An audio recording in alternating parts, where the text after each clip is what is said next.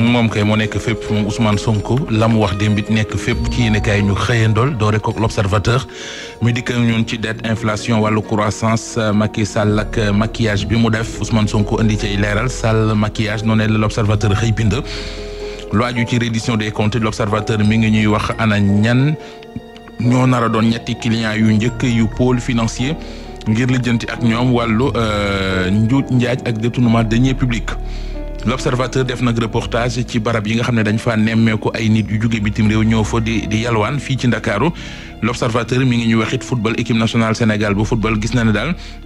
ñi nga xamante ne ji kon ay latéral gauche lañu dafa mel ni seen lim dafa bari loolu macha allah ci équipe bi tax mu ne bousculade am na ci couloir gauche ba gis nañ fa Ismaïla Jakobs Malick Diouf Mikayil Faye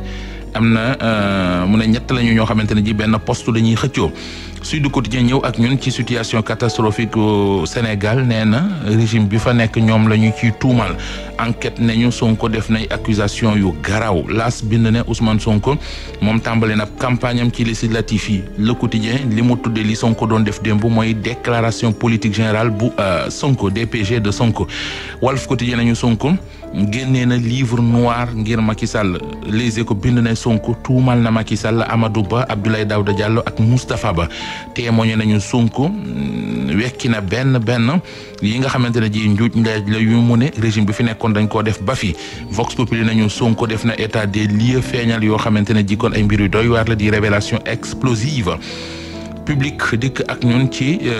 Lat Diop mi ñu mandat dépôt nee na adversaire bu dëgër bu mag moom la ñu neutraliser lii Quotidien dikk ak ñun ci laaj ba mu samp mooy Sonko li mu gonte démb di génn chiffre di teg ci taabal ji chiffre yooya ban valeur la am Point Actu dikk ak ñun ci Sonko mi mu ne premier ministre bi mu ne kon def na attaque bu njëkk jëmee ci Macky Sall Tribune ne ñu gouvernement bu Sénégal fësal na carnage bi fi am ak na mu toll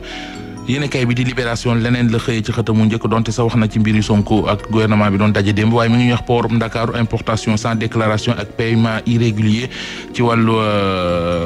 ngir kon jël seen ay marchandises nee na am na mafia boo xamante ne ji jot nañoo rompaatu lu toll ci juróom-ñetti milliards Source A dikk ak ñun ci